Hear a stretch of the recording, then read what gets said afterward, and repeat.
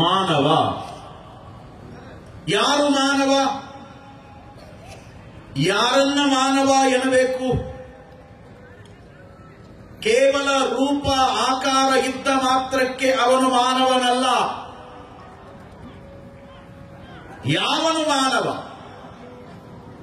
ಮಾನವ ಅನ್ನುವಂಥ ಮೂರಕ್ಷರದ ಪದದಿಂದ ಮಾನವ. ಮಾನವನೇ ಕಂಡುಕೊಂಡ ಅಪರೂಪದ ಪದಗಳು ಇವು. ಮಾನವ ಅನ್ನುವಂಥ ಪದವನ್ನ ಬಳಕೆಗೆ ತಂದವನೇ ಮಾನವ.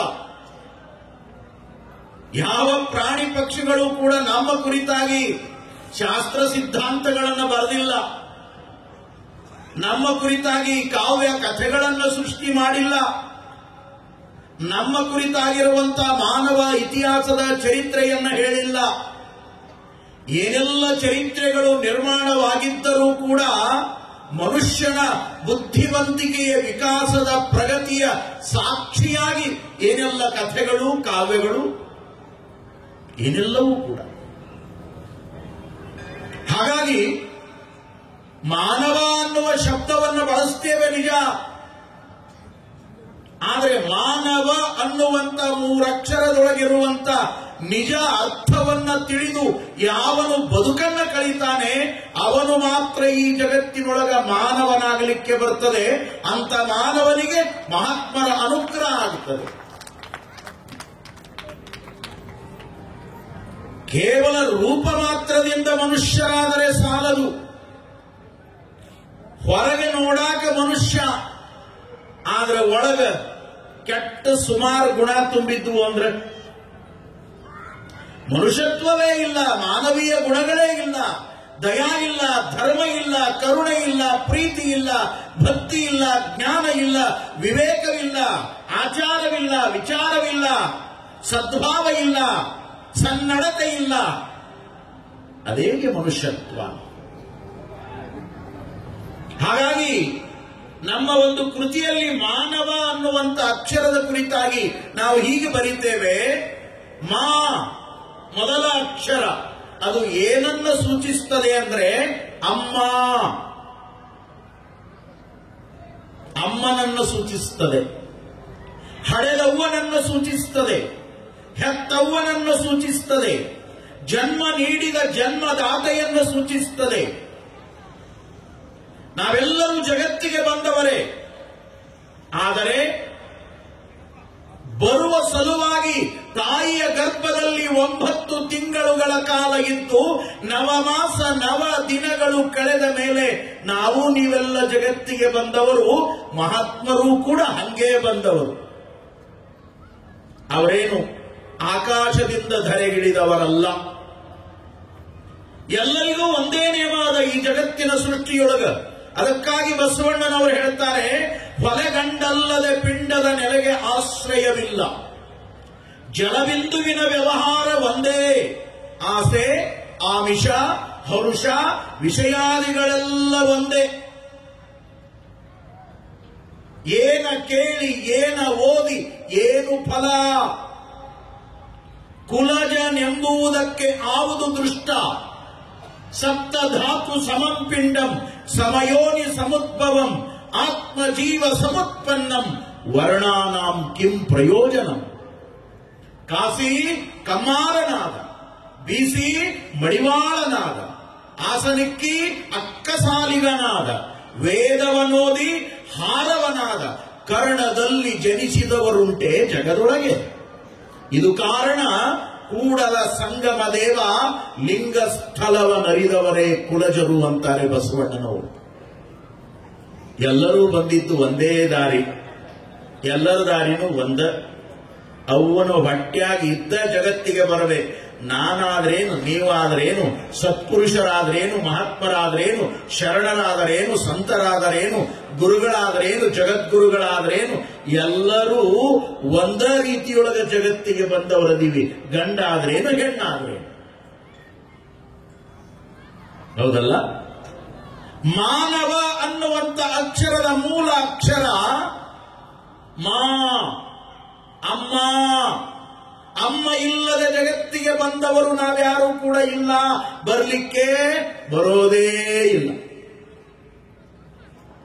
ನೀವು ಅನ್ಬೋದು, ಸ್ವಾಮೀಜಿ ವಿಜ್ಞಾನ ತಂತ್ರಜ್ಞಾನ ಆಧುನಿಕ ಜಗತ್ತಿನೊಳಗ ಕಂಪ್ಯೂಟರ್ ಪ್ರಪಂಚದೊಳಗ ನಾವು ಬದುಕ್ತಾ ಇದ್ದೀವಿ, ಜಗತ್ತ ಬಹಳ ಸಣ್ಣದಾಗ್ಯದ, ಎಲ್ಲಾ ಜಗತ್ತನ್ನ ನಮ್ಮ ಮೊಬೈಲ್ನಾಗ ನೋಡಾಕತ್ತೀವಿ, ಇಷ್ಟು ವಿಜ್ಞಾನ ಮುಂದುವರೆದದ, ಇವತ್ತು ಟ್ಯೂಬ್ ಬೇಬಿಗಳನ್ನ ಸೃಷ್ಟಿ ಮಾಡುವ ಕಾಲದೊಳಗೆ ನಾವು ಬದುಕ್ತಾ ಇದ್ದೀವಿ ಅಂದ್ರ ಅವರೇನು 0 ಇಟ್ಟು ಸೃಷ್ಟಿ ಮಾಡಲ್ಲ.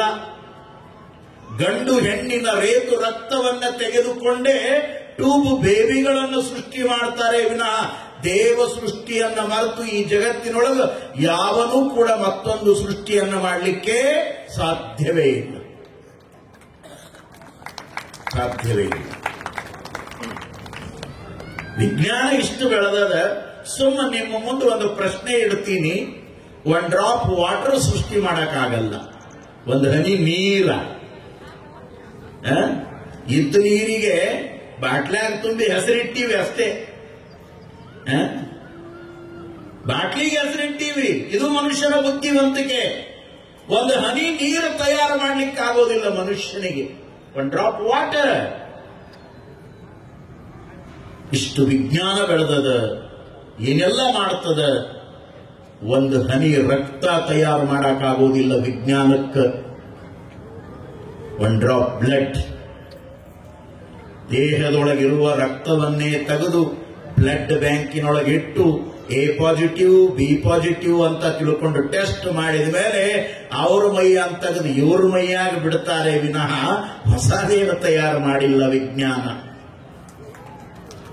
ಬದುಕಬೇಕು ಅನ್ನೋ ಆಸೆ ಬಂದಾಗ ಯಾರ್ದಾದ್ರೆ ಏನ್ರಿ ಸುಮ್ಮ ಹಾಕ್ರಿ ಅಂತ, ಅವಾಗ ಜಾತಿ ಬರಂಗಿಲ್ಲ, ಕುಲ ಬರಂಗಿಲ್ಲ, ಗೋತ್ರ ಬರಂಗಿಲ್ಲ, ಮೈಯಾಗ ಹೊಕ್ಕೋತೈತಿ ಅಲ್ಲ, ಮ್ಯಾಲ್ ಪಕ್ಕಾ ಮಡಿ. ಏನು ಅಜ್ಞಾನದ ವ್ಯವಸ್ಥೆಯೊಳಗೆ ನಾವು ಬದುಕ್ತೇವೆ. ಯಾವುದು ಸತ್ಯ, ಯಾವುದು ಮಿಥ್ಯ, ಒಂದಿಟ್ಟು ವಿಚಾರ ಮಾಡಬೇಕು. ಇದು ಸಮಾನತೆಯ ಸೃಷ್ಟಿ. ಇದು ಭಗವಂತನ ಲೀಲಾಮಯವಾಗಿರುವಂತ ಜಗತ್ತಿನೊಳಗ ಎಲ್ಲವನ್ನೂ ಸಮವಾಗಿ ಆ ಮಹಾನುಭಾವ ನಮಗೆಲ್ಲ ಕೊಟ್ಟಾನ. ವಿಚಾರ ಮಾಡುವಂತ ಮಾತುಗಳು. ಮಾ ಅಮ್ಮ, ನವ ಅಂದ್ರೆ 9, ನವ ಅಂದ್ರ 9. ಅವ್ವನ ಹೊಟ್ಯಾಗ 9 ತಿಂಗಳಿದ್ದು ಜಗತ್ತಿಗೆ ಬಂದವರೇ ಮಾನವರು ಅನಿಸ್ಕೊಳ್ತಾರೆ. ಇನ್ನೂ ಒಂದು ಅರ್ಥ ಅದ, ಮಾನವ ಆ 3 ಅಕ್ಷರದೊಳಗೆ ಮಾನ ಅನ್ನುವುದನ್ನ ಈ ಕಡೆ ಮಾಡಿಕೊಂಡು ಓ ಅನ್ನುವುದನ್ನು ಒಂದೀಟ ಆ ಕಡೆ ಸರಿಸ್ರಿ. ಮಾನವ ಅನ್ನುವಂತ ಅಕ್ಷರದೊಳಗೆ ಮಾನ ಅದ, ಮಾನ. ಯಾವ ಮನುಷ್ಯ ಮಾನವಂತನಾಗಿ ಬದುಕ್ತಾನ ಅವ ಮಾನವ ಅನಿಸ್ಕೊಳ್ತಾನ. ಮಾನವಂತನಾಗಿ ಮಾನವಂತಿಕೆಯಿಂದ ಬದುಕಬೇಕು, ಅರಿವಿನಿಂದ ಬದುಕಬೇಕು, ಎಚ್ಚರಿಕೆಯಿಂದ ಬದುಕಬೇಕು, ತಿಳುವಳಿಕೆಯಿಂದ ಬದುಕಬೇಕು. ಕಾರಣ ಮನುಷ್ಯನಿಗೆ ಇರುವ ತಿಳುವಳಿಕೆ ಈ ಜಗತ್ತಿನ ಯಾವ ಪಶು ಪಕ್ಷಿ ಪ್ರಾಣಿ ಖಗ ಮೃಗಗಳಿಗೆ ಹುಳುಹುಪ್ಪಡಿಗಳಿಗೂ ಕೂಡ ಇಲ್ಲ. ಅದಕ್ಕಾಗಿನೇ ನಾಲೆಜ್ ಈಸ್ ಪವರ್. ಮನುಷ್ಯನೊಳಗಿರುವಂತ ನಾಲೆಜ್ ಅದು ಪವರ್, ಅದು ದೊಡ್ಡ ಶಕ್ತಿ. ಅದು ಮ್ಯಾನ್ ಈಸ್ ಥಿಂಕಿಂಗ್ ಎನಿಮಲ್. ಮನುಷ್ಯ ವಿಚಾರ ಮಾಡುವಂತ ಪ್ರಾಣಿ, ಆಲೋಚನೆ ಮಾಡುವಂತ ಪ್ರಾಣಿ, thinking animal. Man is rational animal. ಮನುಷ್ಯ ವಿಚಾರವಂತಿಕೆಯ ಪ್ರಾಣಿ. Man is talking animal. ಮನುಷ್ಯ ಮಾತನಾಡುವ ಪ್ರಾಣಿ. ಈ ಭಾಗ್ಯ ಯಾರಿಗೂ ಸಿಕ್ಕಿಲ್ಲ, ನಾವ ಪಡ್ಕೊಂಡು ಬಂದವರು ಇದನ್ನೆಲ್ಲ. Man is laughing animal. ನಗುವ ಪ್ರಾಣಿ ಈ ಜಗತ್ತಿನೊಳಗೆ ಯಾವುದಾದಿದ್ರೆ ಮನುಷ್ಯ ಪ್ರಾಣಿ. ಯಾವ ದನಕರಗಳು ಪಶು ಪಕ್ಷಿಗಳು ನಗೋದಿಲ್ಲ. ಅವು ಕೂಗ್ತಾವ, ಅರಸ್ತಾವ, ಒದರ್ತಾವ, ತಮ್ಮ ಧ್ವನಿಯನ್ನ ತೆಗಿತಾವ. ಆದ್ರೆ ನಗುವ ಭಾಗ್ಯ ಮಾನವನಿಗೆ ಮಾತ್ರ. ವಿಚಾರ ಮಾಡುವ ಭಾಗ್ಯ ಮಾನವನಿಗೆ ಮಾತ್ರ. ಹೌದಲ್ಲ? ಹಾಗಾಗಿ ಮಾನವನ್ನ ವಂತಿಕೆಯಾಗಿ ಬಳಸಿಕೊಂಡು ಬದುಕುವವನೇ ಈ ಸೃಷ್ಟಿಯೊಳಗ ಮಾನವ. ಇನ್ನೊಂದು ಮಾತು ಹೇಳ್ತೀನಿ ನಿಮಗೆ, ಚಂದ ಅರ್ಥ ಆಗುವನ್ನು, ಸರಳ. ಯಾರಿಗೆ ಮಾನವ ಎನ್ನಬೇಕು? ಸುಮ್ ತಲೆಯಾಗಿರ್ಲಿ. ಯಾರಿಗೆ ಮಾನವ ಎನ್ನಬೇಕು? ಸರಳ ಹಳ್ಳಿ ಭಾಷೆಯೊಳಗೆ ಹೇಳ್ತೀನಿ. ನಂದು ನನಗಿರ್ಲಿ, ನಿಂದು ನಿನಗಿರ್ಲಿ, ನೀನೂ ಚಲೋ ಇರು, ನಾನೂ ಚಲೋ ಇರ್ತೀನಿ ಅಂತ ಯಾವ ಬದುಕ್ತಾನ ಅವ ನಿಜವಾದ ಮಾನವ. ಸರಳ ಇಲ್ಲ? ಒಂದ ಊರಾಗ, ಒಂದ ಓಣ್ಯಾಗ, ಒಂದ ತಾಯಿ ಹೊಟ್ಯಾಗ ಅಣ್ಣ ತಮ್ಮರಾಗಿ ಹುಟ್ಟಿ ಆ ಕಡೆ ಅವ ಇವ ಈ ಕಡೆ. ಸುಮ್ಮ ನೀನು ಚಲೋ ಇರು, ನಾನು ಚಲೋ ಇರ್ತೀನಿ. ನಿನಗೇನು ಕೊಟ್ಟಾನ ದೇವರು ಅದರೊಳಗೆ ನೀನು ಸುಖವಾಗಿರು, ನನಗೇನು ಕೊಟ್ಟಾನ ಅದರೊಳಗೆ ನಾನು ಸುಖವಾಗಿರ್ತೀನಿ. ಇಬ್ರೂ ಕೂಡಿ ಚಂದಿರೋಣ ಅನ್ನುವಂತ ದೊಡ್ಡ ಗುಣ ಬಂತು ಅಂದ್ರೆ ಅವ ಮಾನವ. ಹಂಗ ಬರಲ್ಲ ಮನುಷ್ಯರೊಳಗೆ ಗುಣ. ಮನುಷ್ಯರಿಗೆ ಯಾಕೆ ದುಃಖ ಆಗ್ತದಂದ್ರ ಇನ್ನೊಬ್ಬರ ಚಂದ ಬಾಳೆ ಮಾಡೋದು ನೋಡಿ ಇವನಿಗೆ ದುಃಖ ಆಗ್ತದೆ. ಮನುಷ್ಯನ ಗುಣನೇ ಅಂತ ಅದು ಕೆಟ್ಟು ಸುಮಾರು. ಪಕ್ಕದ ಮನೆಯವರು ಚಲೋ ಇದ್ರಿ ಇವತ್ತು ತಣ್ಣಗಿರಂಗಿಲ್ಲ, ಹೌದಲ್ಲ? ಇದು ಮನುಷ್ಯತ್ವ ಅಲ್ಲ. ನೀನು ಚೆನ್ನಾಗಿರು, ಅವನು ಚೆನ್ನಾಗಿರ್ತಾನೆ, ಎಲ್ಲರೂ ಚೆನ್ನಾಗಿ ಇತ್ತು ಒಂದು 3 ದಿನದ ಸಂತಿ ಮುಗಿಸ್ಕೊಂಡು ಹೋಗಾಕ ಬಂದೀವಿ. ಏನು ನಾವೇನು 1000 ವರ್ಷದ ಚಿರಂಜೀವಿಗಳೇ? ಏನು ಇಲ್ಲೇ ಕಾಯಂ ಕುಂದ್ರದಿವೇನು? ಇಲ್ಲ.